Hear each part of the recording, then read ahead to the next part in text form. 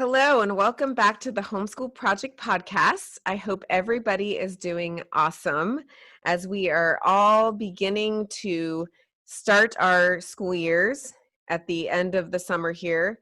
I know that I'm still seeing out there in posts and whatnot that some have already started. You always have your ones that do all year round, and then ones like me where I just started yesterday.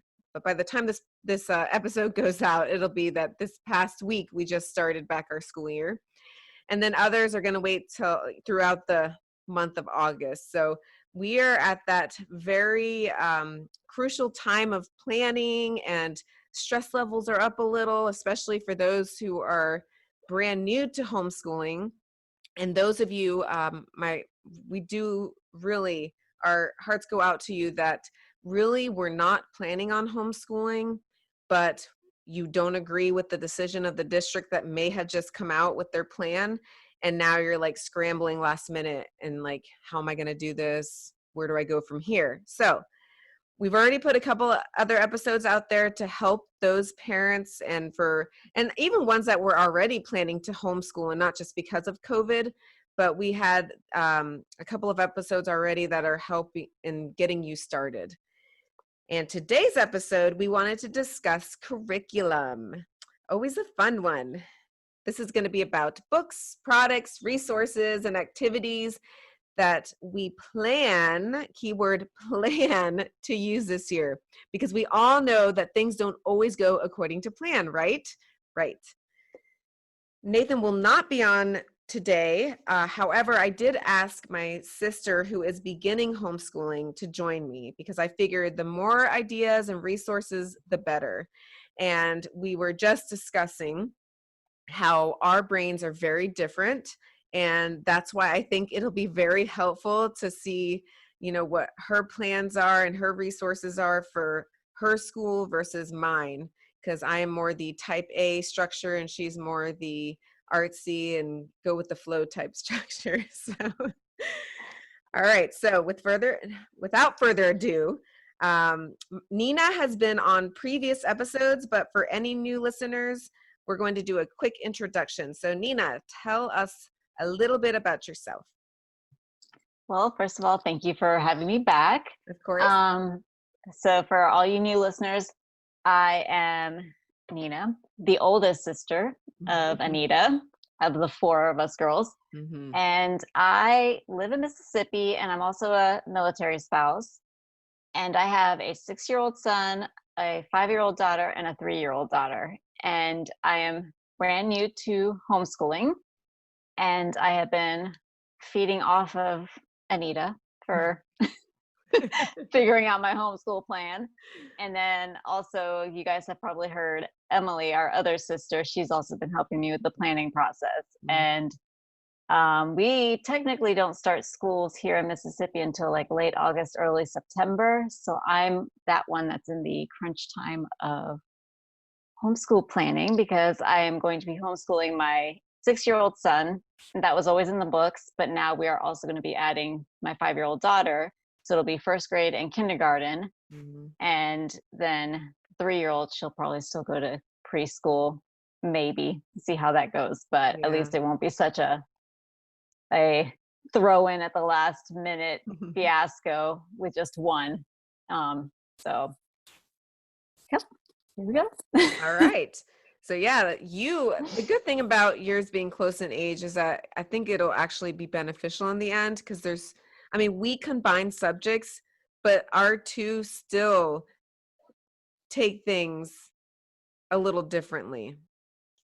So, but with yours being so close in age, I feel like they're going to grasp things at very similar levels, which will be helpful for you. So, all right. So before we dive into our picks, I just wanted to share a few tips on how to get to this point of figuring out your curriculum. Like, how do you even get there? If you're a new homeschooler, I felt like this would be beneficial to hear. So I'm going to start with these two considerations. And I've said it before in other episodes, and I'm going to keep saying it because I think it's so important. And I wish that somebody had drilled it into my brain when I had first started off, because this is something that I slowly came to learn after I had already begun. And that is, number one, why are you homeschooling? This looks very different from everybody. Or is it, something you've always wanted to do? Or is it, I just need to homeschool this year during COVID, but my plan is to get my child right back into school? And then even if you were always planning to homeschool, your why can look very different from your friend's why. So figure out what that why is, because that really is going to guide you in your picks. And then second, what do you want learning or school to look like? Like when you envision this beautiful, beautiful school in your head, besides the fairy tale part, but what is it that you see? Do you see this traditional classroom setup?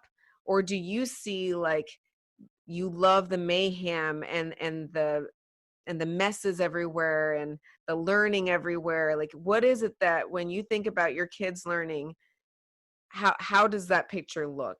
And I feel like those two things are very important in guiding you in the resources that you will choose to get to those points. And then let's see.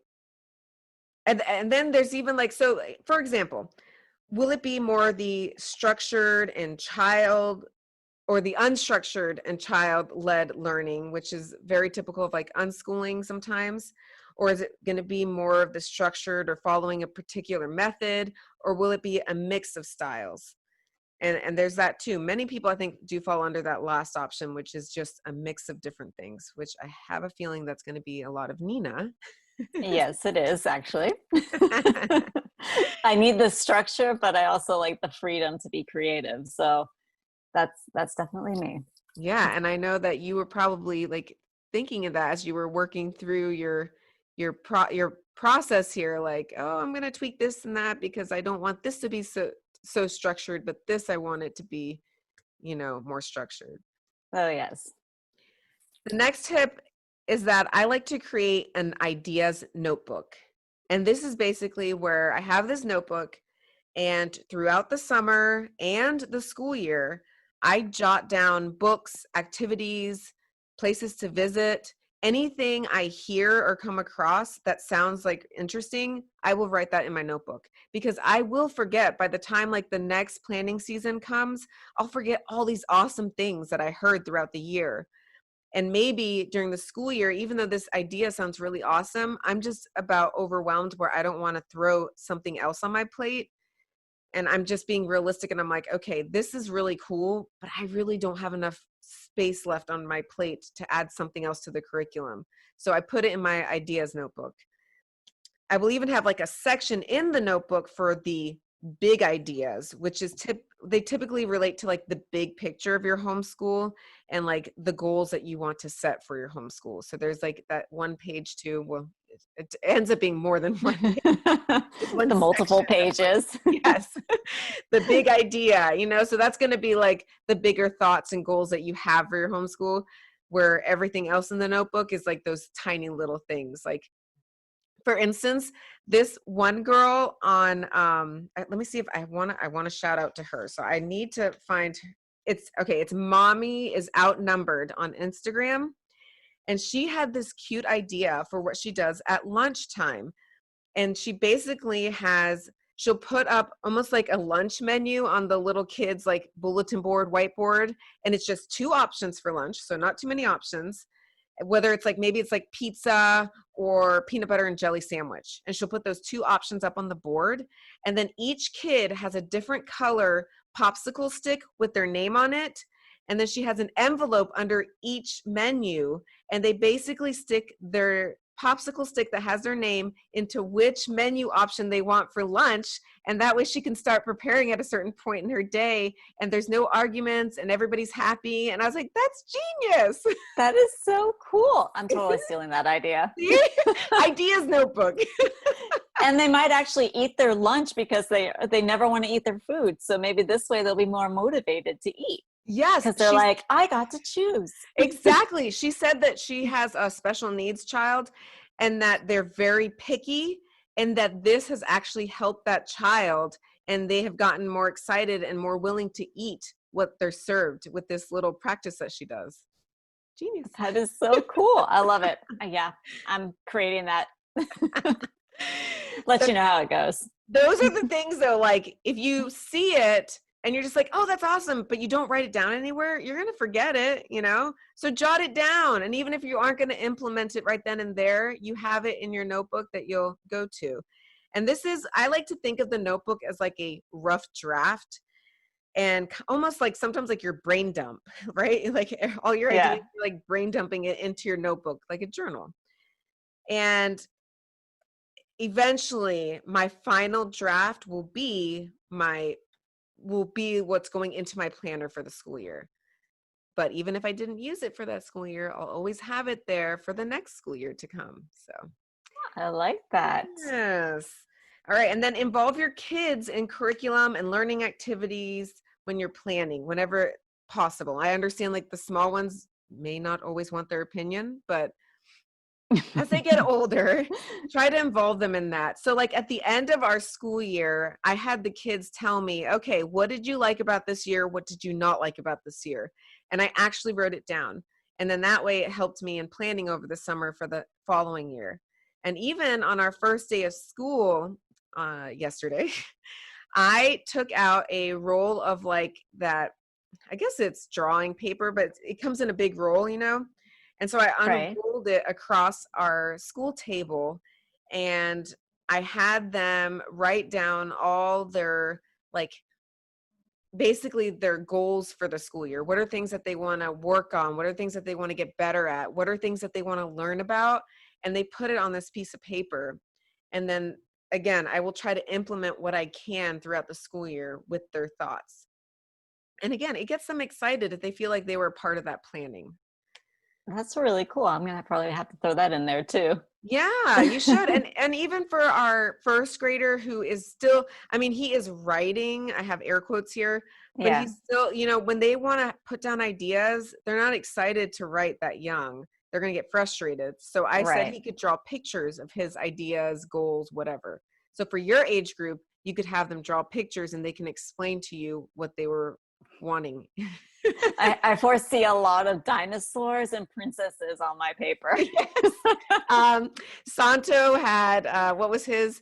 Oh, yes. He had tons of cavemen drawn on the paper because he wants to learn about cavemen, which is a legit like Yeah. learning point, but it was so funny. Like that's all his was.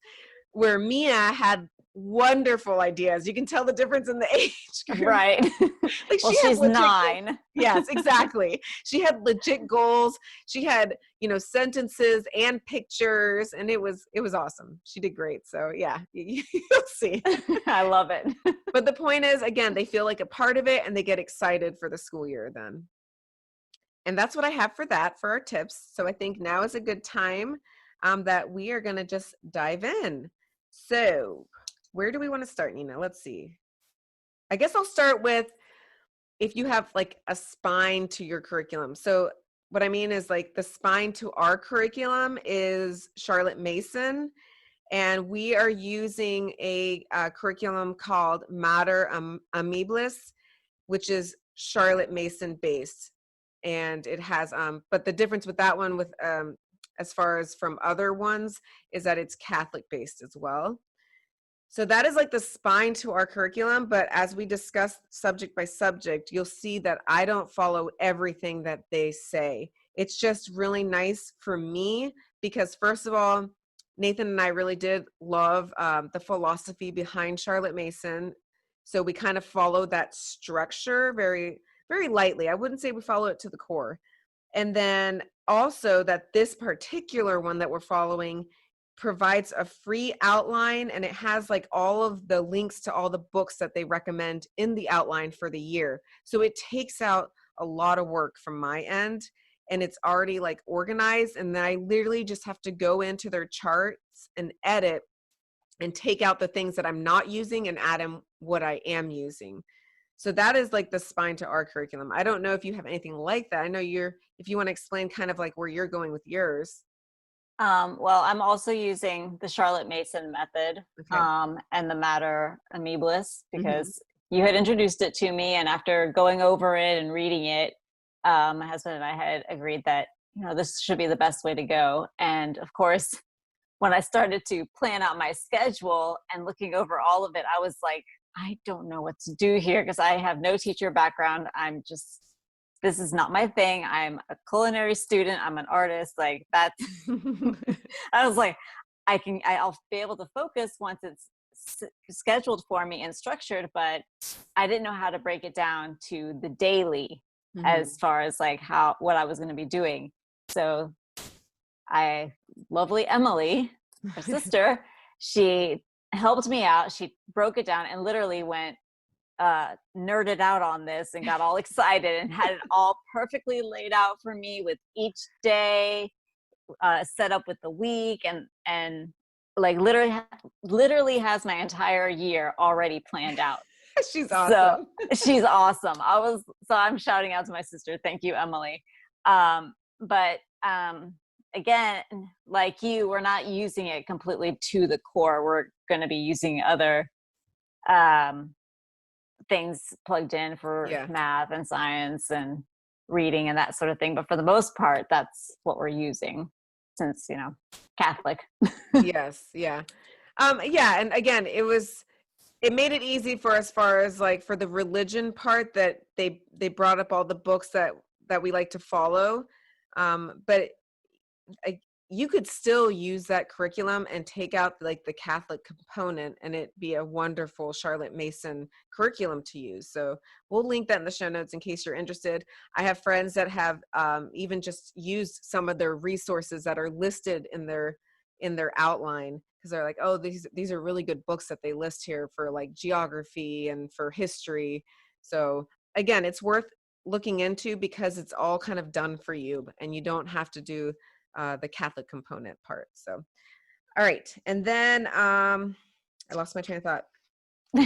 Oh, that's what I was going to say is that you I don't want to dive into it yet, but you're also kind of doing some unit studies too. Yes, I am. So you have a little bit of a mix, which I find really neat and interesting.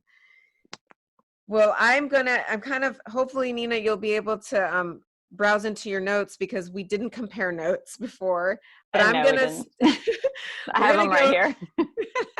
We're going to go subject by subject, but I kind of have the lead here because I'm following how we follow our subjects typically during the day, and hopefully you'll be able to catch yours quick enough. So I'm going to start with religion because we do that with breakfast first thing in the morning.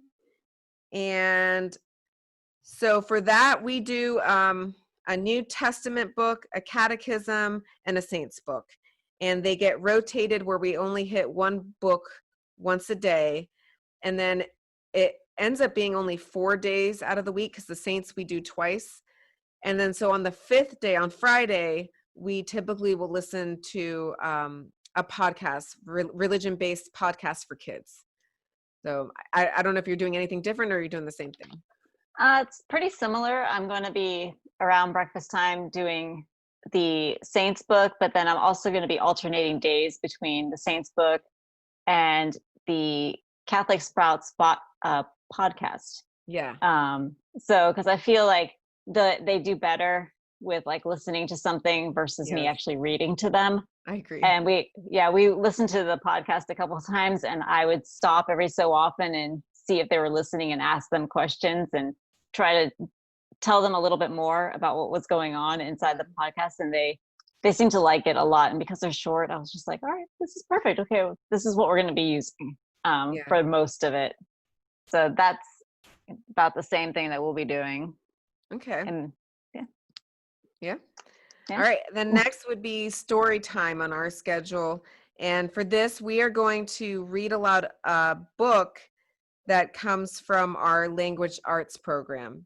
Last year I did story time and it was kind of like our son was in kindergarten and we picked out good literature books from his level and read it at story time, and my oldest would read the books. So she got to practice reading aloud, and then it was a story that all of them, all ages, would enjoy. This year, my books will come from the book list of our language arts program, which I'll get into when we get to that point. Okay. So for us, we're going to be doing Charlotte's Web, which came from the Learning curriculum. list. Yeah. Yeah. So curious to see how that goes, and then maybe after we're done reading it, we can watch the movie. That's Yeah. my goal. Yes, we're actually doing Charlotte's Web too because it's the first book on this program's reading list. So we read it last year and our kids were like, but we already read it. I was like, oh, but we're going to love it again. It's okay. So, and they did. At first I wasn't going to stick to that if they were like really not getting into it because they had already read it. Right. But they have. Like Santo already this morning was like, can we keep reading? I was like, okay. So Sure. yeah, we're going to read it through again. And last year, our oldest read the book. This year, I'm reading it because I'm letting them draw as I read it, and she's enjoying that. So she'll get a break from the story time read aloud this year. And I guess with me reading it, it's a little more entertaining. So Yeah. Because you can actually like put some character to it. I do different voices and they get all they giggle and like, what are you doing? I was like, well, it says the goose talks fast, so I'm trying to talk fast. Great. You'll see. Yeah. Like, oh man. But that was our plan too, was to end it with watching the movie, which is always so much fun when they can tie it all together. Right. And I And maybe do they can, go ahead. oh, I was just gonna say maybe they can actually see if they can point out any differences. I mean, Yeah. maybe Mia will be able to see that more than say the first graders. Yeah. No, So and then just a side note that last year there were some books that we read more like the older one, Mia, she read and she started to read it and was having a hard time getting into it, like The Lion, the Witch, and the Wardrobe. So we did the reverse and we ended up watching the movie first.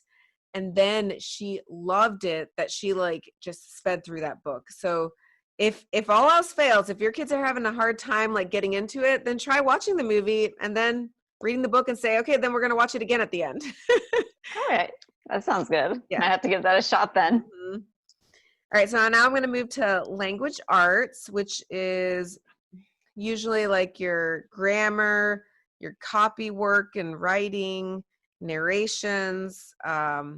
For fourth grade, we are beginning dictation, which you don't have to worry about that, but we're going to get, you know, dip our toes into that this year. That should be interesting. In reading.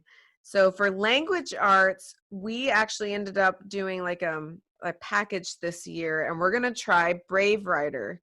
Brave Writer is pretty popular, but for you new homeschoolers, maybe you haven't heard of Julie Bogart's program. You haven't, Nina? No, I haven't.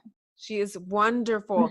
I love it. So our fourth grader, she says she loves to write, but I feel like she struggles with it, like as far as getting her thoughts onto paper, which is why I love how with Charlotte Mason, you embrace oral narrations early on because they work with getting their thoughts out of their head.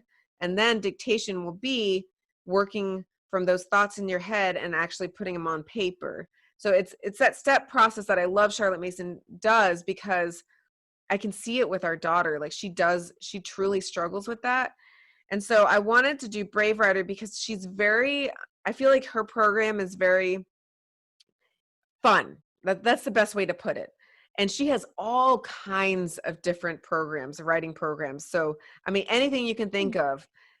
I suggest checking her out and see if anything fits into what you're looking for.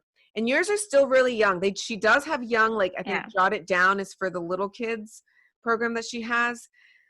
So, but even if you just kind of like keep it in the back of your mind for maybe next year or for third grade, I'm going to try her out. But so far I've been very impressed with her different workshops and webinars. And she has a great support online, like a forum that if you're, drowning in something or don't understand it, she has a team there to answer all your questions. That's And awesome. so this is going to be working on writing mechanics that follow whatever the book of the month is. So like for August, the book of the month is Charlotte's Web. I don't have the list in front of me, but every month is going to be a different book. And they have written out the whole, like what you do every day for each week of that month to go along with the book.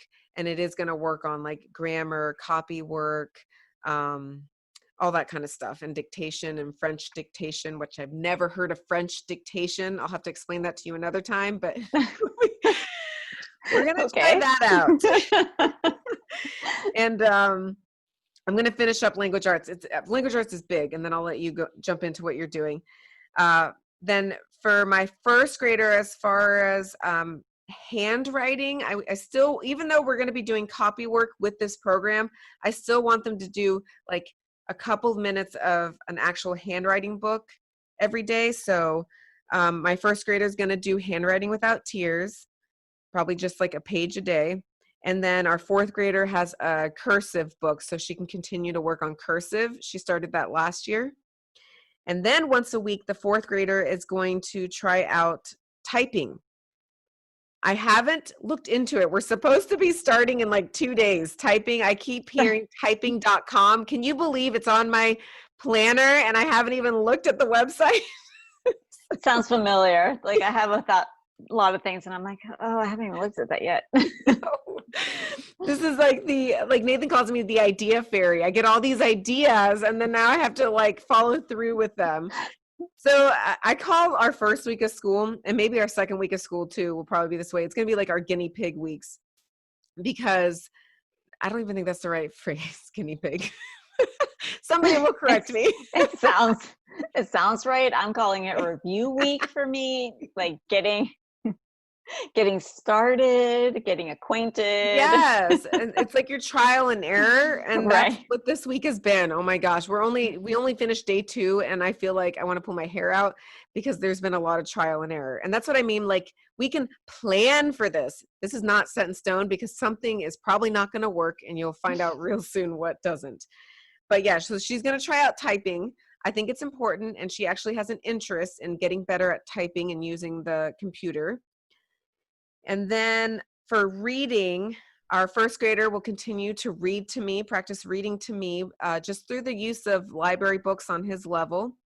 And then our fourth grader, she'll get her independent reading books from our Matter Amoebless reading list that they have. They have a supplemental reading list, and so she just picks and chooses what she wants to read from that list. So she's actually got one of Anne of Green Gables books right now. I know. My favorite. I told her that. I was like, Titi Nina loved this series growing up. She's like, really? I was like, yes. Yes.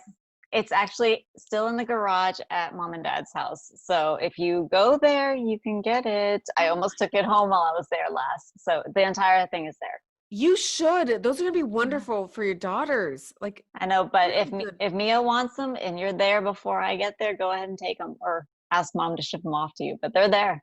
awesome. Yes. Yes. Yes. And then I think like Amazon or Netflix has, is it Anne with an E? Might be. Yes. I think yes, it's on Netflix. Okay. It's based off of it, and I did start watching it, but me and my lack of being able to watch TV. I know. But yeah, it's on Netflix. She wanted to start watching that tonight, so we'll see. I'm hoping I'll watch and see if it's appropriate for her, but I know mom was watching the series and loved it, so. Yes, she did. If not, there's always like the old, like they're probably very outdated. You could find the old movies, but they did have them long time ago. I think they were on Disney. Really? Like Disney, like they did the Anne of Green Gables movies or a TV show. I can't remember, but I watched it and I absolutely loved it. Definitely appropriate. I mean, I watched it when I was like 10 or 11. Ooh, I'll have to look into this. If Yeah. anybody's listening and you know what my sister's talking about, please email us, because I want to look into that for sure. All right. We also do reading eggs to help with the reading comprehension component, because we don't just want them to read. We want them to be able to understand what they're reading. And for me, I don't want to fail that part. So I love reading eggs. It has made it easy. And you'll see, Nina, as I know you use it too, and you'll talk about that too. But for like Mia's level, they like legit she reads a short story and they like will quiz her. And she'll struggle at times, but it is wonderful practice to get her to like go back, slow down. Are you actually understanding what you're reading? Which is also why we do oral narrations, because it trains the brain to remember what is being read and to understand it. but this was another component that I loved in our reading side of homeschooling. And so I'm going to let you share now what you do for the language arts component of your homeschool. Well, I mean, as far as that goes, the only program that I really have is ABC Mouse Mhm. and Reading Eggs. And we don't have just the Reading Eggs like on the Kindle or anything. We also have the worksheets and the books that they have. So they have the physical book that they can read and also do on their tablet.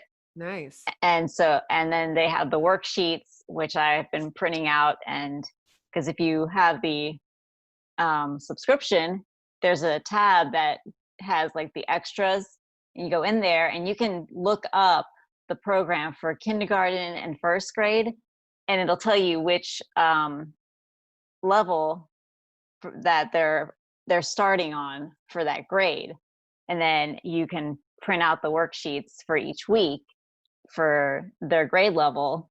So That's I'll have the awesome. kindergarten and the first grade, which is awesome. I And had no then idea.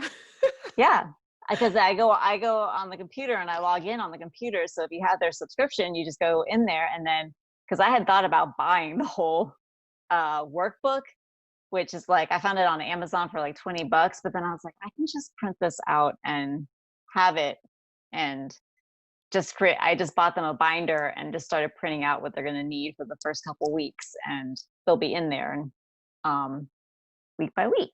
Nice. And then the unit studies, the 2 unit studies that I have, will be incorporating some copy work and short memorization of small phrases in Yeah. there, and writing. And even for my 6-year-old, there's going to be, I looked ahead on the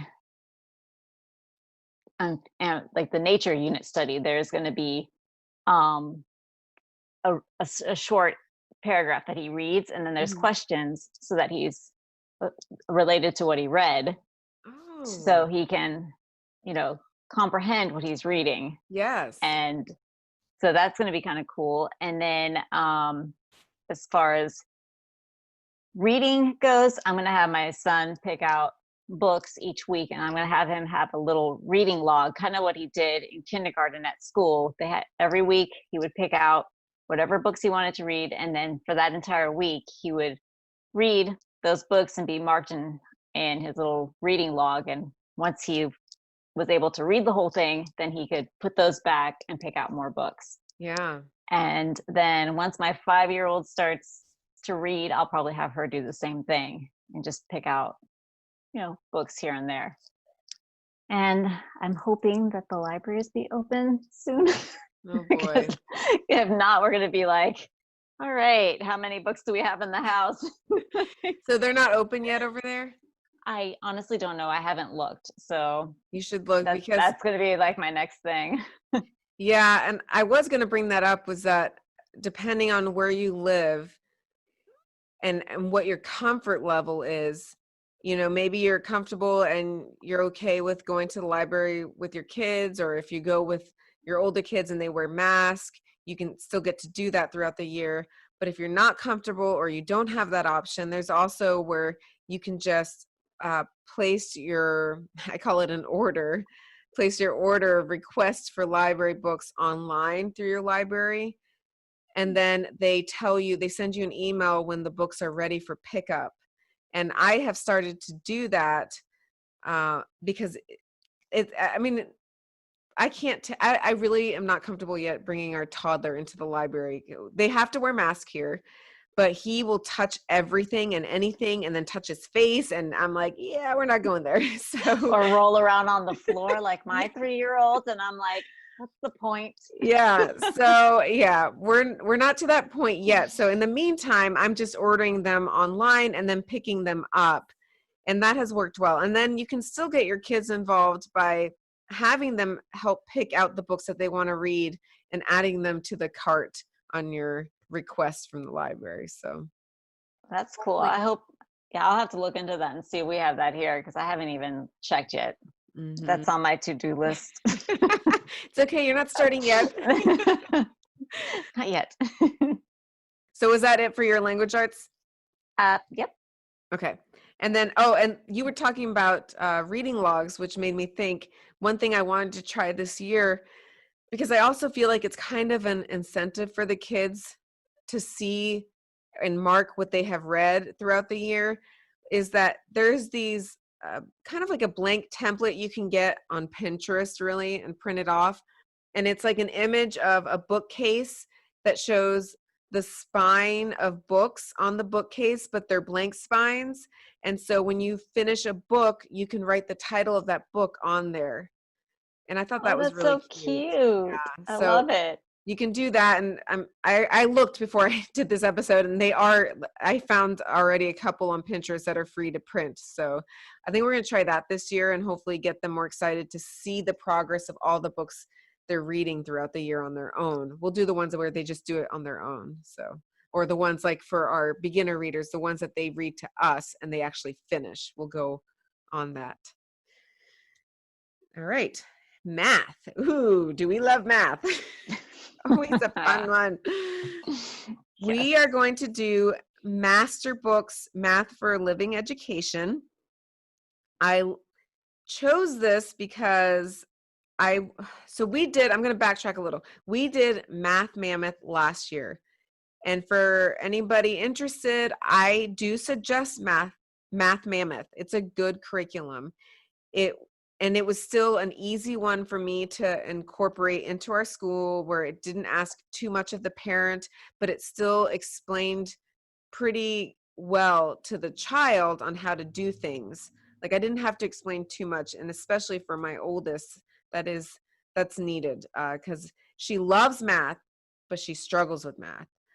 And so after we did that program, I still felt like it was a little dry, and maybe I'm just daydreaming of math not being dry. I don't know if it exists where it's not, but I came across Math for a Living Education, and I just loved the reviews that I read on it. I loved the illustrations of the book. They're like beautiful illustrations. I feel like it's very colorful, very enticing for the child when they look at it. Both my kids got super excited when they saw them. And I even watched a review on YouTube from Rebecca Spooner, who does Homeschool On, and she did a whole review just on this math curriculum in particular, because people questioned if it was too much of a gentle approach. And she did a great review. I highly recommend you check it out if you're on the fence or considering Math for a Living Education, because she convinced me that it wasn't it the kids still learned what they needed to learn, regardless of it being a more gentle approach. It didn't make it a lesser math, basically. And so that sold me, and it's affordable. They have short lessons, which really fall into like that Charlotte Mason thinking of like the kids only have this much of an attention span. And already the first couple days with math, my daughter has been so excited to do math, and it's been awesome. And she feels comfortable. It's very organized, where at the beginning of the book, they give you a checklist on what to do every single day. And for your older kids, they may like that if they're like my daughter and she loves the checklist like me. And she will go like, okay, we're on day 1, check. Day 2, check. And then she looks at it and then she finds what page she's supposed to be on. So we chose that for math. And then we're going to supplement it because, again, just in case if it's too gentle, I should trust the system, but I don't always. But we're going to supplement it and try out this new online program, and it's called A Plus Tutor Soft. And it's almost like Khan Academies and teaching textbooks. We've tried both of those, and this one I saw and wanted to try out, and I can't give you any of my thoughts yet because we are literally just starting it this week, but I do plan to give a short review on it after we've done it for a couple weeks, and we'll use that as like a supplement to help us along the way. And then I guess the true test will be at the end of the year. This is our second year, but we have done a a cat test for our standardized test at the end of the year, and we don't submit that to the state or anything. It's just for Nathan and I's personal reference on how the kids are doing, and seeing if I need to work with them in certain areas. So she did awesome in math last year on the cat test. We'll see if she how she does at the end of this year, and if it drops, then maybe I need to go back to Math Mammoth. But yeah, that's what we're doing for math. Well, for us, we're sticking with Khan Academy because we did that when we had to homeschool on the fly at the end of the year, this past year, Feels like school last year. year. Gosh, I know. And like, what day is it? What month is it? I can't even believe it's already August. I know. Oh my gosh. Mm-hmm. But we found that my son flew through Khan Academy, like just flew through it. Like he was just doing lesson after lesson. He didn't want to get off it. And I was like, Awesome. holy cow. So he had Yeah. already gotten to like the first grade at the end of kindergarten, before it was even kindergarten was technically over. So we're going to keep up with that. But we're also going to do the master books that you're doing as well, because I want to have both the online and then that physical hands-on thing, because I also don't know how well my 5-year-old is going to do with Khan Academy. I know my son will excel, but I'm not sure about her. She seems to already shows a little bit more struggling with the math part. Mm-hmm. So I figured that maybe having the both, we'll see which one she does better with. Yeah. And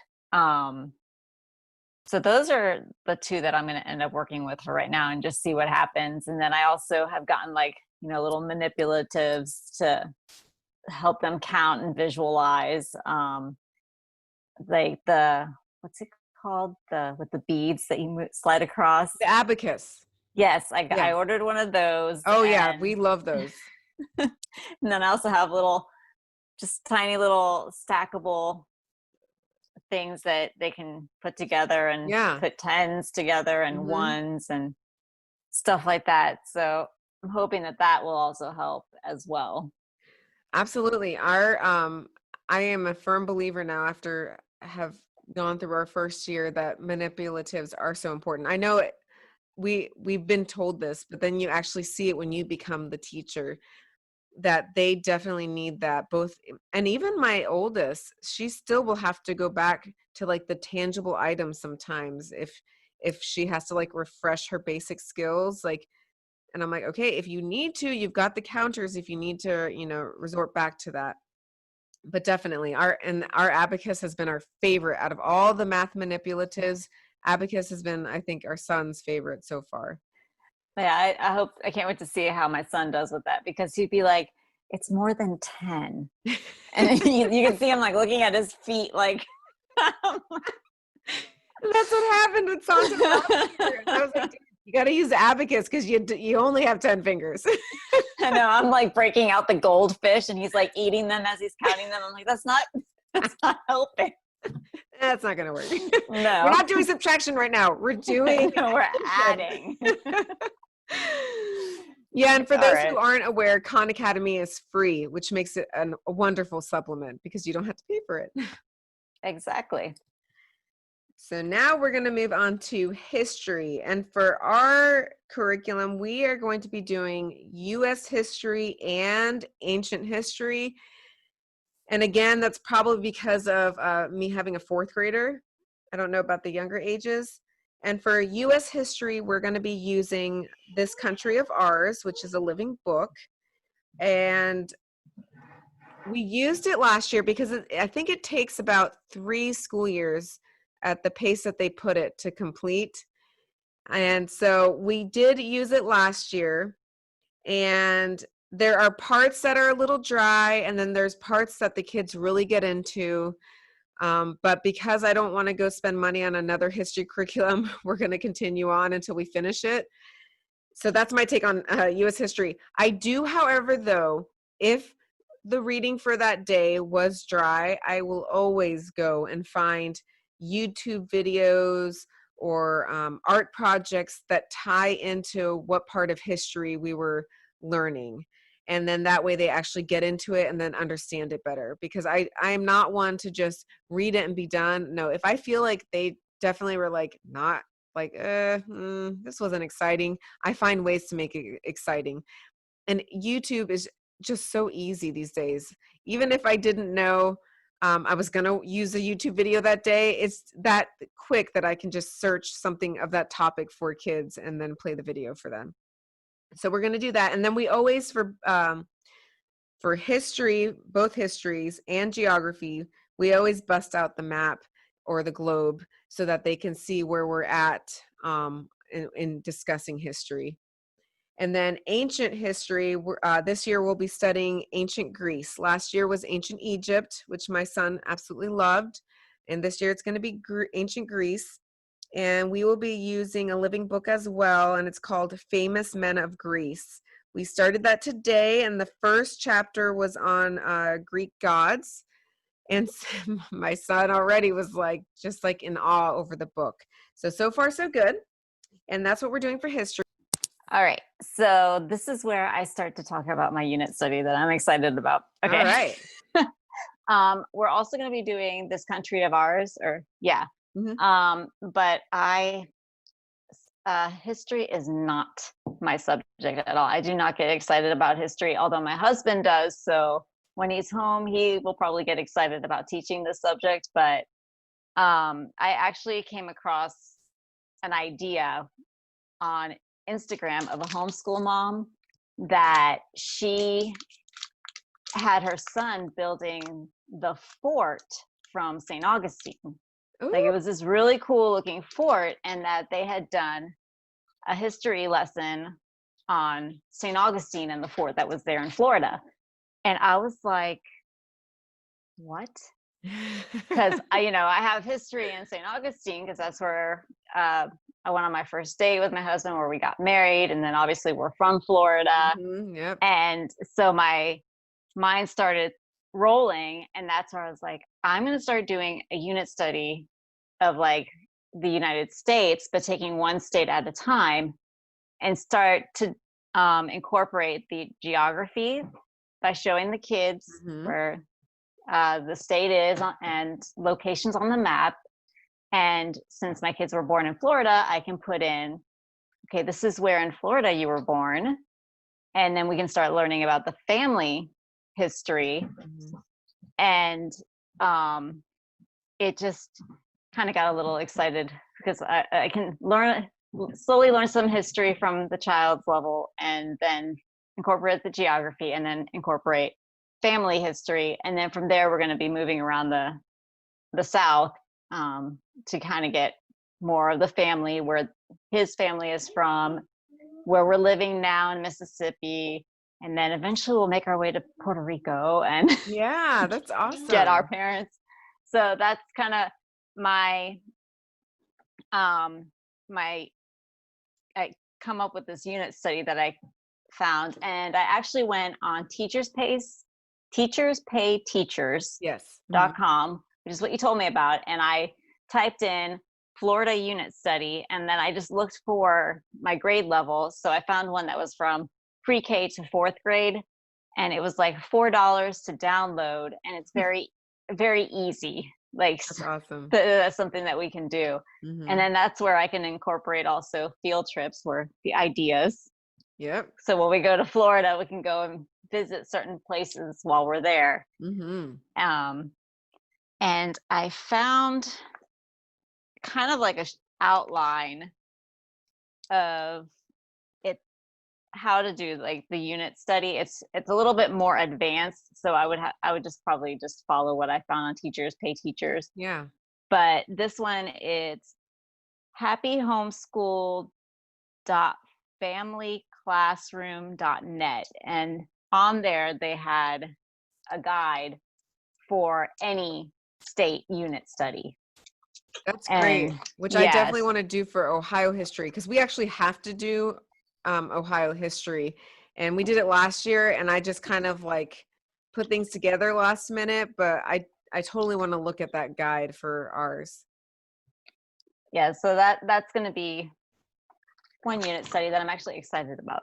Yeah, I think that's awesome. And see, it doesn't that like get you excited? Like, this is why I homeschooled. This is why we're doing this, because we get to be creative Right. with how they learn. Exactly. And this is also like what really caught my attention about that whole building the fort of in St. Augustine was the fact that my son loves to put things together and create things, and Yeah, he has mentioned wanting to be a construction worker or builder, like an and architect or yeah, like an engineer. architect or something like that.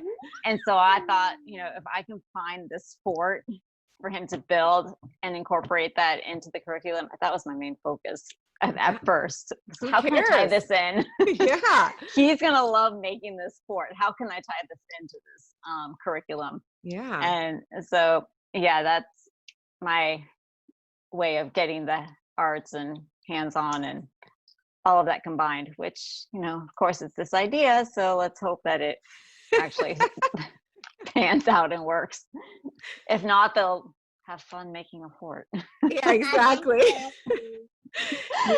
Nina's got her youngest in the room with her, so now we're gonna I pick up know. noises. I know. Sorry. It's okay. We'll do our best, right? Yes. This is it's a homeschool podcast. I always remind our listeners, if we have kid noises, it's a parenting podcast here. So with that, we'll Right. get us into geography, which I know you already spoke some of for you. So geography for us consists of 3 elements, and that is American geography, people and places, and then map work. So for our American geography, and this again goes with our guideline that we're following, they have us doing Paddle to the Sea, and it's basically about an Indian boy who carves a little canoe with a little figure inside the canoe, and it tells the stories of this little figurine exploring from the Great Lakes to the Atlantic. And again, these are all living books, so they make it very interesting. And so far, geography with this curriculum that we follow has not failed us. Our kids, hands down, have absolutely loved all of the geography books we have read. And even myself and Nathan have gotten really into the books. Like, they're awesome. I end up buying all of the books that they suggest instead of looking for them at the library, because they're that neat. And then it looks like halfway through the year, we'll then switch over to Seabird, and that's history of America at sea through the travels of a seabird, which will be interesting, but it had a lot of good reviews as well, so I'm going to trust it. That's awesome. That's Yeah. pretty interesting. And then for people and places, it says Where the Flame Trees Bloom is our first book that we're going to read, and it's true stories of a girl's childhood in Cuba. So we're going to be learning about Cuba through this living book. And then the other book is going to be The K, and that's the adventures that take place on the island of I'm going to say the name wrong, Curacao, I think. No, yes. Yes, that sounds right. Someone's gonna be like, that's completely wrong. It's basically part of the Dutch islands. I'm stumbling, and I even looked it up last night so I wouldn't say it wrong. Oh well, please forgive me. We haven't started it because it didn't arrive on time. So we're going to be starting geography next week. But that's our plan for our people and places study. And then, of course, like I said, map work. We always do map work with geography and history. And we also include videos and other activities along the way. So like last year, for example, I always talk about this example, but we did for people and places, we studied on Japan for our geography. And so while we were reading, we would incorporate things from Japan, and it was through YouTube videos and documentaries. And we did a night of having a traditional Japanese recipe for dinner, and we all sat on the floor around the coffee table and ate that way, and listened to traditional Japanese music. So we always tie stuff in origami. So we do crafts we always try to tie stuff into our history and our geography to make it more fun. And I don't know if you have anything to add for geography or not. No. No, because you basically Yeah, tie because that into your it's unit yeah, study. Yeah, right, exactly. awesome. That'll bring us now to science. So for science, we're also using master books for science, and they have one of their book series is elementary science. And I chose this also because it's very colorful, beautifully illustrated. So it's the kids get excited when they see all the pictures in the books. It's practical, affordable. And for this one, it consisted of 3 books. It's book on Earth and Sky. And this book is really interesting. It's actually more like this 15-foot fold out. I got it and I was That wouldn't last. no, exactly. It says you can hang it from the ceiling down to the wall and let it flow on the floor, or just have it laid across the floor. And I'm like, no, our boys, that would not last even a day. So I did it just to show them, and they got really excited about how long it is. But otherwise, you can just do it where the panels like unfold like a book, and that's the way we're doing it. Right, exactly. I could foresee like the kids like using it as a streamer and running around the house with it, and then you're like having to puzzle it back together. And Oh yeah. Oh yeah, and then all torn and ripped. Yeah, that's not yeah, going to happen. no. So the science curriculum from last year was a complete fail. And it had really good reviews. I was so bummed. I loved it because the lessons did seem practical, and I will say that their experiments at home were very practical because it was typically items you would find in your home, and they weren't complicated, which is right up my alley.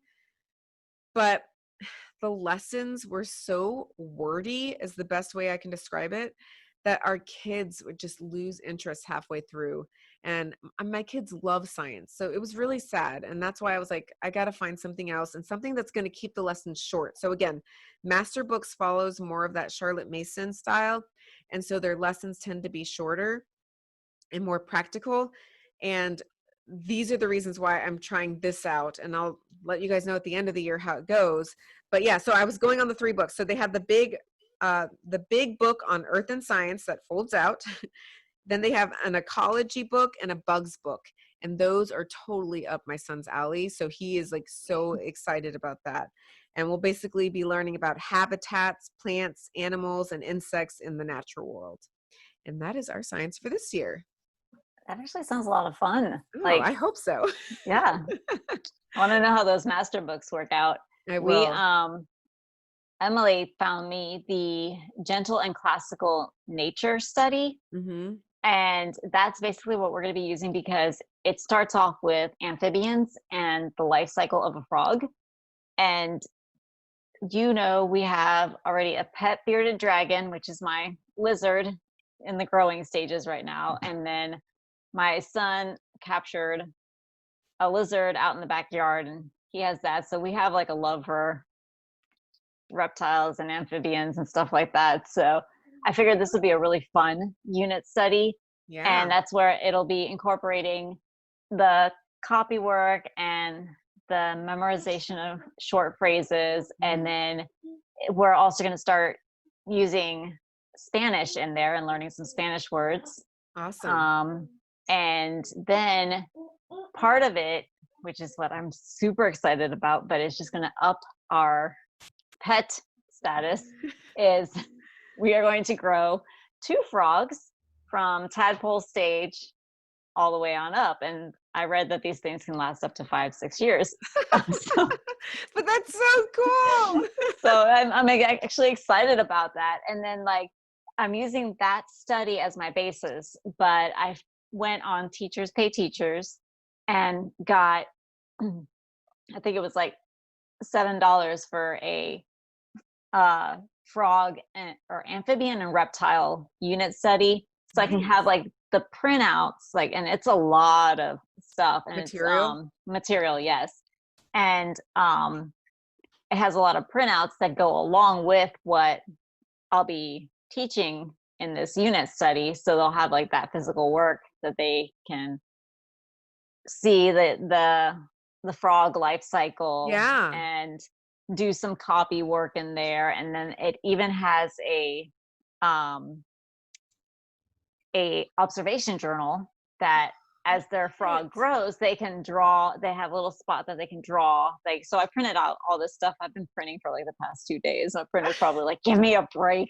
But it's also very economical too. That's also why. Yeah, exactly. So I didn't have to, like, the only thing I had to buy is I found on Amazon the frog growing kit that comes Mhm. through live tadpoles. And I think it was like $35 for 2 tadpoles. I think it would be like 25 for one. Oh, But nice.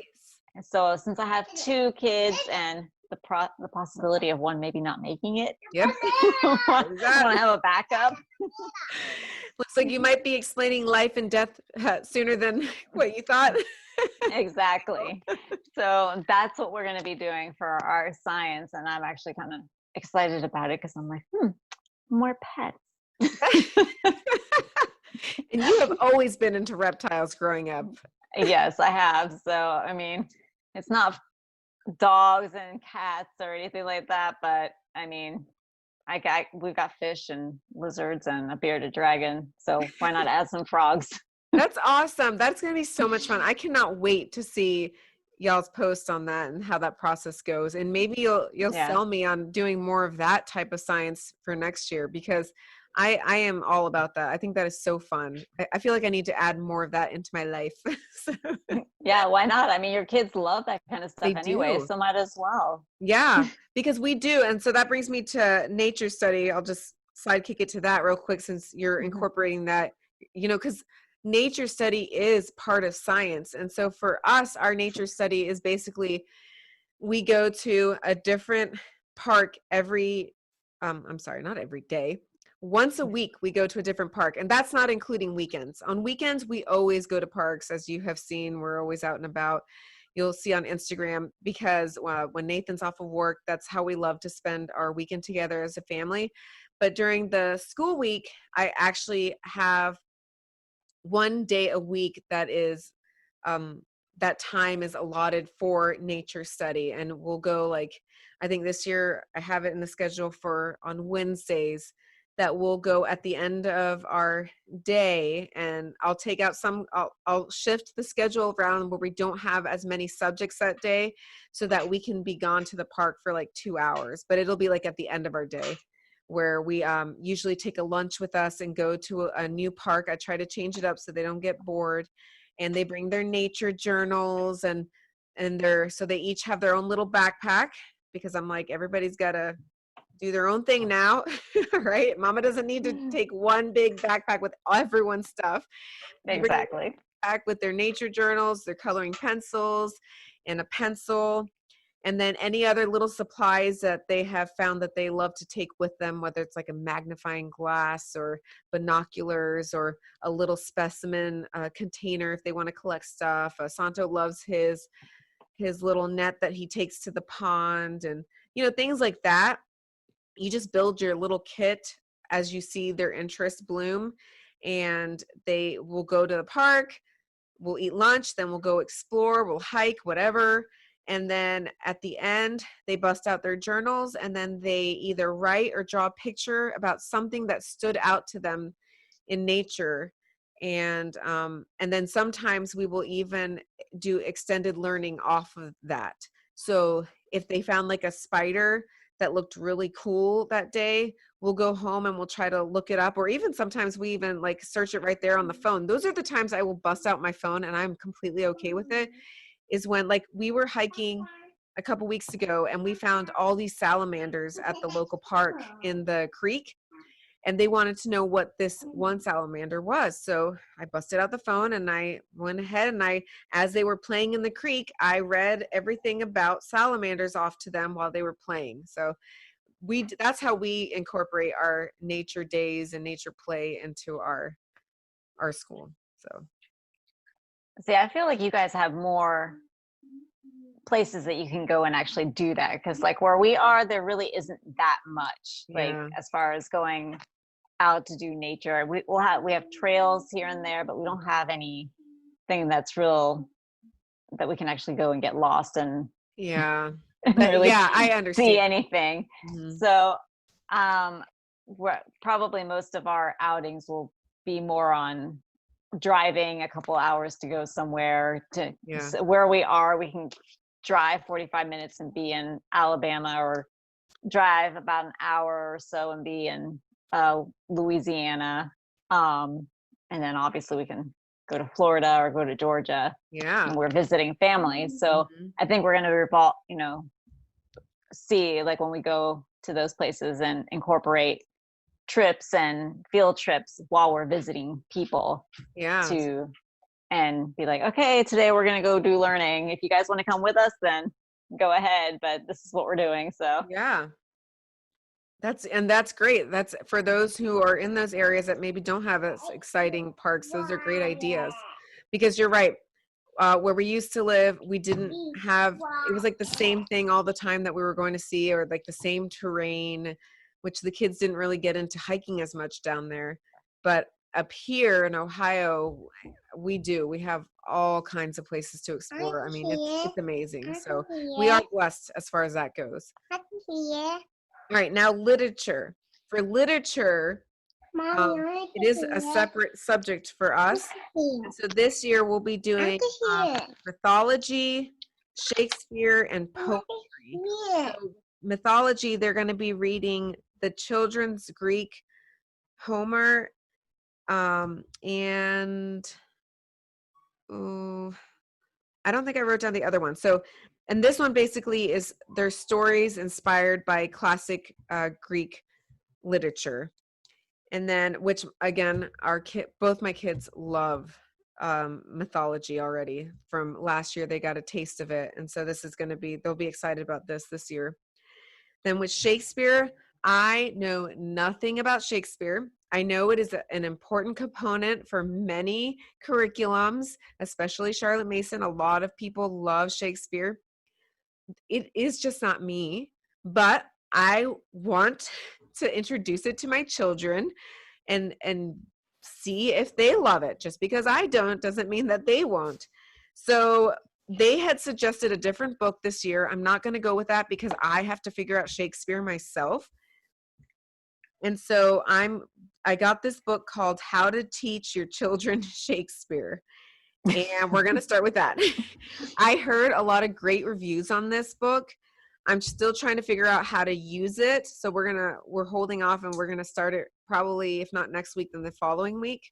Because again, I'm not going to stress myself, people. So I will give it time if I need to. But that's my plan for Shakespeare. And the author of this book also created a YouTube video, and that goes along with this book, and it helps explain more of how to use the book. So if somebody is interested in this book, I will link that in the show notes, as well as the YouTube video, because I heard great reviews about the video as well. That's what we're doing for Shakespeare. And then poetry, we do poetry tea time once a week. My kids have fallen in love with poems because of poetry tea time. Where there is food and treats, there is a desire. So it works always. I love poetry tea time now. And this year we're doing the harp and laurel wreath. And it's basically poems. I like this because she breaks down the poems into different sections based on age. So at the beginning it's for the young kids, and then it goes on and on and on. But that's what we're doing for literature. I don't know if you're doing anything in those areas that you would consider literature or not. Well, we're doing the harp and laurel wreath. Yeah, so the same wreath. book. Yep. So we're doing that book, and then we're also doing Aesop's Fables. Yes. I have a parrot. Uh-huh. And then English fairy tales. Oh, fun. Yes. Yes. That's going to be fun. So when we start, we'll be starting with Three Sillies, I think is like the first one that we do. Yeah. And see, we're So, following the fourth graders. So even though we both have the first grade list for curriculum, right. you're following the first grade list where I am actually following the fourth graders since we're combining. So Right. Yeah, I have no idea what the kindergarten one looks like. I'm just kind of doing them yes. together and just doing the math and the reading and that kind of thing at their own level. Absolutely. Yeah. Don't drive yourself nuts. Combine where possible. Exactly. Then now I'm going to go into like our extras real quick. And so for Spanish, we are actually going to try the curriculum. It's called Flip Flop Spanish. I heard about this on a Charlotte Mason conference. I say attended, but it was virtual, obviously, a couple weeks ago. It was an awesome conference. I think you can still, even though they're not live anymore, I will link it in the show notes because I'm going completely blank on the name of it, but it has something to do with Charlotte Mason in it. And there were so many talks with women with a wealth of knowledge. The author of this curriculum, or the creator, was one of the speakers, and she sold me on her program. So we're going to give it a try. And she has a couple different options within Flip Flop Spanish, but there's one that's called Whole Family Homeschool Spanish. And it's basically based off like see it and say it approach, where she uses picture flashcards, but the flashcards are like of like real life images, because she believes that it's going to stick to a child's brain more if they're actually seeing stuff in real life as opposed to like a cartoon, or that something just doesn't look real. And then the say it part, especially for those who don't speak Spanish, it comes with CDs. So as a family, you're learning together. So we are going to try this out. You pay, I think it's about $140, I think, but that's for 2 years worth of curriculum. So when I broke That's it really down, good. yeah, when I broke it down, it is really good. And we tried, I can't even tell you, I think 5 different things for Spanish last year, and they were all a fail. Nothing has stuck with my kids except for Fabulingua. My kids absolutely love that. So we're going to continue using that as like an extra, because it's more like you learn Spanish through stories, through kid stories. It's awesome.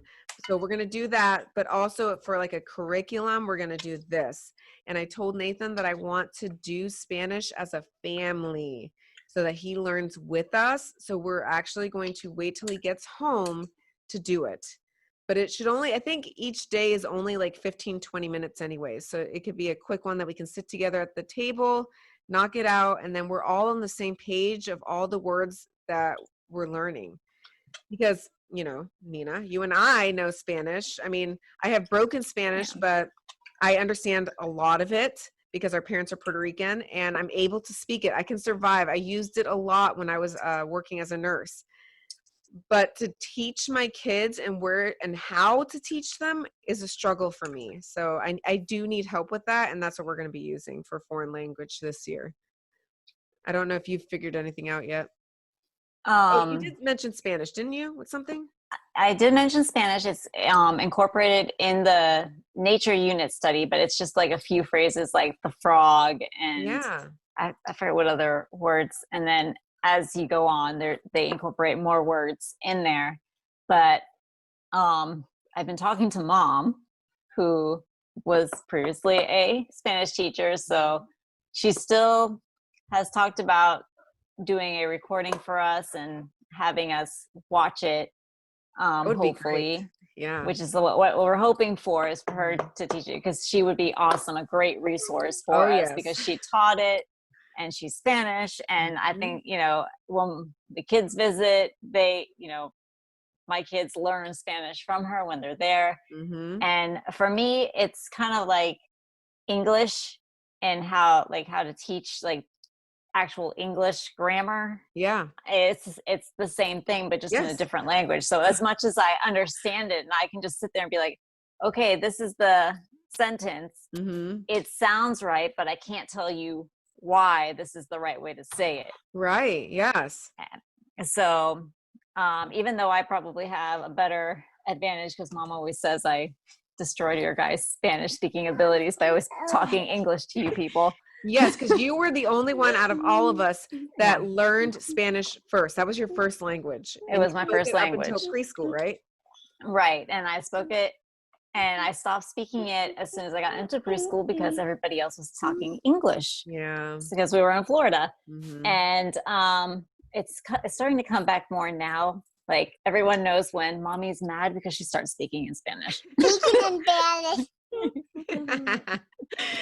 Yeah, I've done that too. So pretty much, I'm like, I get so frustrated that everything comes out in Spanish, but then teaching it's going to be a completely different story. So, you know what's funny is that because I have started to talk in phrases every now and then in Spanish, and then our oldest daughter has caught on that, like, mom and dad will speak in Spanish to us when they don't want the kids to understand. It has, like, started something in Mia where now she is, like, determined to learn Spanish because she wants to know what it is that Ella and Elo are saying that she doesn't get to understand. Which is great, though. It's like that side of her. She's, like, really eager to learn it this year, which I'm excited. So that's awesome. I gotta feed that desire now because she's ready. Yeah, and then, like, the next time she visits, she'll be like, Ella, you were saying this. Or she'll pretend like she doesn't understand and then listening when we're discussing in Spanish. Yep, exactly. All right, so for the other extras, we do music study once a week. And that is where we study a composer, and the composer that we study, we will study them for 6 weeks at a time. And we use the Master of Classical Music CDs that basically play the music of that composer, and in between the music, they do a narration of their life. That's also in our curriculum that we use. They provided. Sorry. They provided the link to those CDs. And then I will also, like, search YouTube videos and find websites that speak on the lives of these composers as, like, extra material. And now I have a new resource of the music podcast for kids, because they also incorporate composers every now and then on their spotlight portion of their podcast. So I'm really excited about that. Check out our episode that we do with the music podcast for kids. They are a wealth of knowledge. While I'm talking about music, for our music piece, because there's music study and then just music, we are going to, again, use the music podcast for kids. That's going to be my new resource this year, where they talk about music in general, like about the instruments and music theory and different types of music from different countries. So we're going to use that. And then for an instrument, because our daughter does play the violin, but now we're struggling getting violin lessons. And I just don't see how virtual violin lessons will work. I haven't tried it out, so I can't completely speak against it. But I feel like I'm more excited for them to learn piano virtually. So we are going to try Mr. Henry's Music World piano lessons virtually. And he is one of the creators of the music podcast for kids. And I'll link that as well. But that's what we're going to do for music. Are you doing anything for music study, music?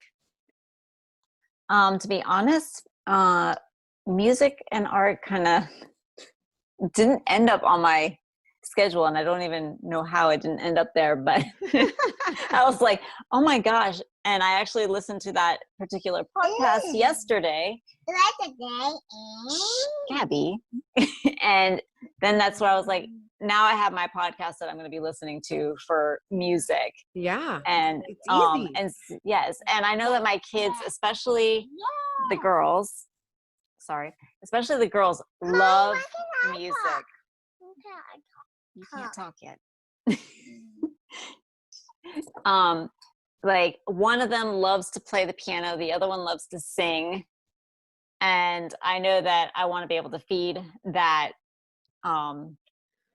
desire, thank you, eventually in them. So I hope that maybe by listening to that podcast and and trying to incorporate that somehow.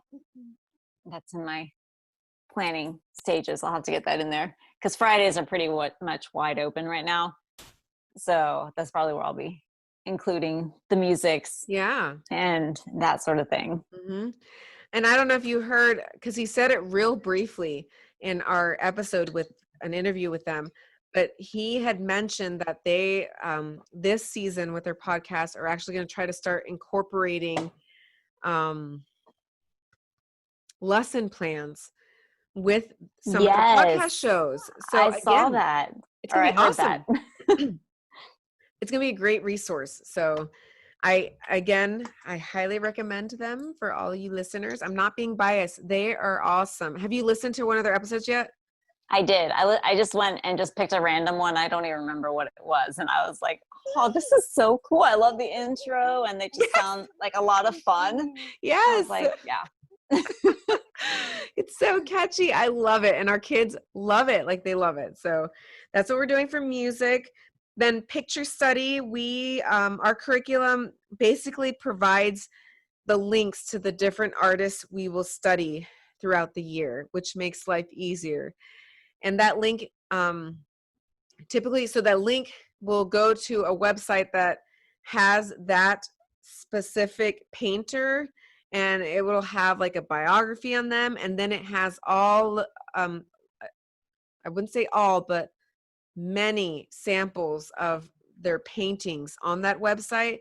So I don't have to purchase anything, and I can literally click on. The kids love to go in to that link, whatever painter it is, and then they choose what painting they want to look at for that day. So if you're not familiar with picture study, go ahead and look that up. It is a pretty simple process where the kids, find a painting, and then they take it in for like a couple minutes. Then they, close their eyes and they tell me all about what they remember about it. How did that make them feel? What did they think of? And then they go back to it. There's more to it, but that's like the gist of it, just so you understand. But that's what we're going to be using for picture study. Are you doing picture study? Still planning. Well, remember, not everybody does these things. This is very I probably won't. Yeah. So this is like definitely extra stuff that not many people use. It's more of that Charlotte Mason philosophy. And we will continue with it. I'm not forcing this on my kids. My kids actually love it. Like Santo today was upset that we had not hit picture study yet. I'm like, it's day 2 of the week. We do it on Thursdays. Don't worry, it's coming. So they have actually come to love both music study and picture study. So we will definitely keep that in our curriculum. And then with art, it's all about YouTube for me. I don't want to spend more money. There are plenty of art resources out there. And even if you're willing to pay for art classes, there's plenty of those out there online for your kids.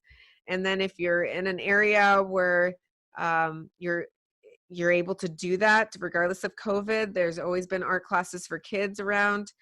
So, but for us, we're keeping it simple and we're doing YouTube all the way. And of course, one of our favorites is Art for Kids Hub. And then also all I do is I usually try to tie something into something that we're learning.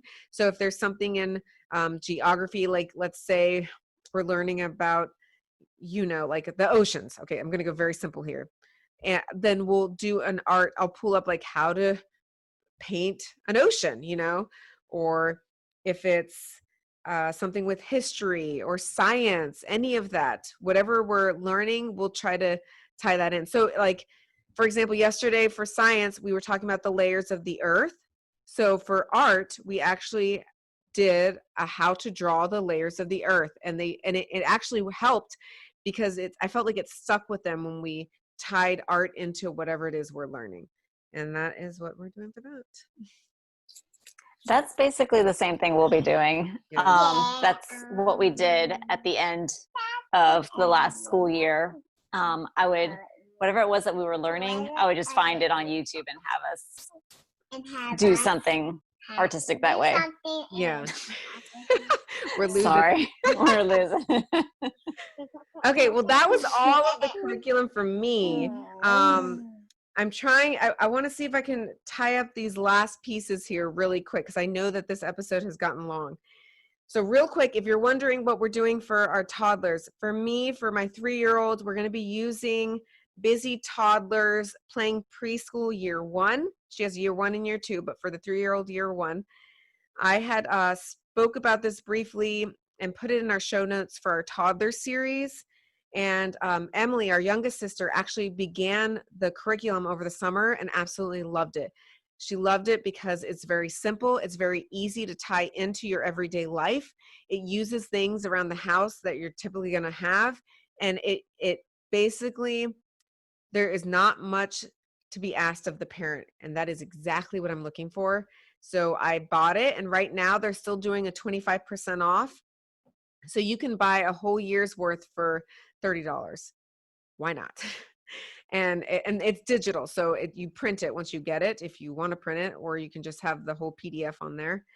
And Emily did find a blog that follows this curriculum to help give you extra ideas, and it's raisethemreading.com. And if you search in there for Playing Preschool, you'll find all of her posts, and for each unit she does a post on what extra things she did if you want to elaborate on them. Wonderful resource. So that's what we're doing for the toddler.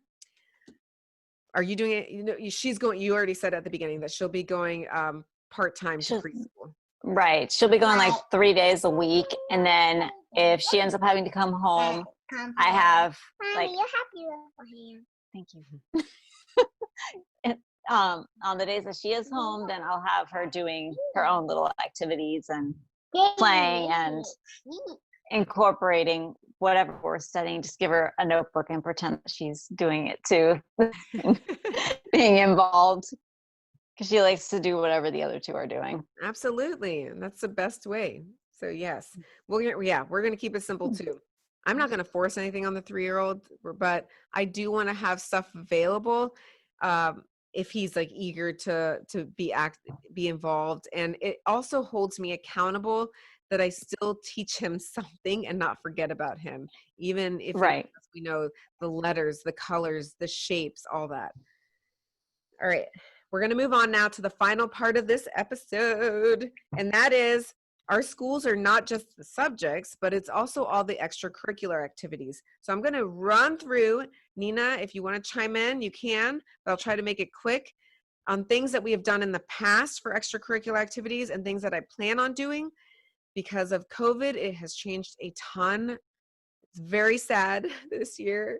A lot of our activities have like plummeted. So this is what it is. Co-ops. We usually do co-op all day on Friday. Our co-op is still up in the air. We have no idea if we're doing it this year. So that's going to be, our Fridays are going to be done with that potentially, which is really sad. But I'm still going to do 4-day school weeks because I love having Friday as like a day for field trips or park days, or if you have co-op days, or even catch-up days. Like we're getting really behind, we need to catch up with Friday. Then field trips, so leading into field trips now. Field trips last year, we absolutely loved. We did museums like Natural History Museum. We did the Cleveland History Museum, so it tied with our state history, Museum of Art. We visited historical sites, aquarium, any working farms. If you have any working farms in your area, those are tons of learning there. Botanical gardens, the zoo, any theaters where you can see performances, or even like at the orchestra, and science centers, if you have science centers in your area. And a lot of those would always have lots of homeschool classes too. But again, things are looking different this year. I just want to throw it out there so that these are things you consider and maybe plug into your schedule if it's an option. But if you can't go anywhere, or you don't feel comfortable to take your kids into these public areas, you do have the option of virtual field trips. I'm going to link into the show notes 3 different sites for this. Discovery Education, they do different virtual field trips to different locations. Last year we did one to a farm, and they showed the process of like the cow farm and milking the cows and all that. And it actually came with lesson plans that you could print out for your kids, which was really cool. So there's that. There's upgraded points. They wrote us a couple months ago to let us know that they have 2 links on their website. That one is to 75 museums that you can visit virtually, and the other is to 62 national parks that you can visit virtually. I'm going to link those in the show notes. That was like, we were so excited that they reached out to us and informed us of that. And the last is Field Trip Zoom. I don't know a whole lot about it, but basically it has an annual subscription of like $50 for the whole household. And it provides you access to hundreds of live streaming education programs. So this is different, where this, visiting the museum virtually is not going to be live, but this program connects you where you sign up. Like, once you pay the subscription, from my understanding, you have like all this access to these different programs throughout the year. And so you can look at their calendar of their different live events. And these are like, you'll have them like in a museum or at an aquarium, or at a science center. Wherever they are, they'll have a live video with somebody, an educator, giving the tour and educating your kids in that 30 to 45-minute session. So there's that. And then for other activities that we like to add into our homeschool is library days. We already spoke about that, whether you go or just you're going to do it from home. But if it's open, that's an option. Gardening, we started our garden in spring. It has been going wonderfully. We have already posted a few photos on Instagram. Our kids love it. They get excited. They want to learn more about it. Mia even put that on her goals list yesterday that we did for the first day of school, that she wanted to continue getting into gardening. And they get excited about the fresh vegetables, like, okay, win for the parent here. So we're going to keep doing that. That looks awesome, by the way. I have no green thumb whatsoever. So I don't either. I'm so thankful that for Nathan, because I would have killed it by now. Like, I have nothing to do with the garden, but I love the whole idea of it. Yeah. And then baking and cooking, that continues in our curriculum as well. Mia has found a love there. She is blossoming. She does it almost every day now, but we make sure to continue to do that in our schooling. If you're looking for something, you can try out Kids Cook Real Foods. We did that in spring, and my kids absolutely loved it. Our kids are involved in 4-H. It's probably like the only activity that has not dropped right now during COVID time. So we're thankful that we have 4-H, because they get to do their meetings virtually and still work on their projects. I mentioned the piano lessons. And then, because all of our sports and homeschool classes that we usually attended during the year are up in the air right now and not happening and unsure if they're happening, Nathan had the idea that we come up with our own list of activities to provide for our kids during the week and put it in the schedule for when he's home. And just to give you an idea, we're thinking of adding like archery, shooting, and these things both will take place in our backyard. We do have an acre, so granted, I know not everybody can do this, but even if it's like a decent sized yard, you can still practice archery or like a BB gun shooting, with a short distance. But our kids had a lot of interest in that, so we're going to work that into our schedule so it holds us accountable to do it as if they were going to a class. And then I wanted to try to do like a nature craft once a week, whether it's going to be with our nature days or like we do it as a family activity during the week, where they make something with pieces from nature. And then fishing, like Nathan wants to actually, we already fish when we go to our camper, but he thought it'd be cool if like one day during the week, we actually go to like a local area and take them fishing, so that it continues to feed that hobby for them. And if you're looking for help in these areas of like hobbies, life skills, or even curriculum, apparently OutSchool is a wonderful resource for that. You can pretty much find, I feel like, any topic that you're searching for, and somebody on OutSchool teaches that class virtually. I will link that as well in the show notes. I think that's it. Did you want to add anything before we close? I think that all sounded awesome because I honestly haven't really looked into the extras like outside of the home because everything is basically closing back down again. I So know. Yes, I just I like, know. at that point, I'm like, all right, we're basically going to be, I'm going to look at your list and just be like, all right, we're going to try this and this because we're going to be on Virtual. our own virtual or going out and doing our own thing, maybe going and shooting BB guns or something. Yeah. So I think it'd be kind of cool. Yeah, because your husband loves to shoot, and I know he's already started to introduce that to your oldest. So Right. another activity you could tie into their, life skills and learning and all that fun stuff. It's important for them to have Exactly. hobbies. Right. Well, this is great. I'm so glad you joined me. This was a long one. I don't even know how long it was until I ended. I don't either. This may end up being a two-part. We'll find out when I end this. But thank you for joining me, Nina. It was great to have a wealth of knowledge here on all kinds of resources. We are hoping that we helped you guys in some way, maybe stirred some sort of idea. Jot it down in your idea notebook. Exactly. I mean, I'm so glad that I was able to get on here too, because I'm completely a scatterbrain mom. So But yeah, so hopefully we helped you guys in some form. If not, maybe it was just a great listen for today. And we wish you all the best. Please continue to reach out to us at the Homeschool Project Podcast at gmail.com. I'm here to help. Nathan's here to help. This is what our mission is. So if you need ideas, tips, help with anything, reach out to us again. And I think that's it. I hope you guys have a great week. And if you're starting school up very soon, I wish you the best of luck.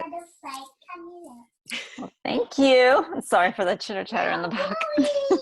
All right. Thank you for I lost listening. her. Thank you. Bye.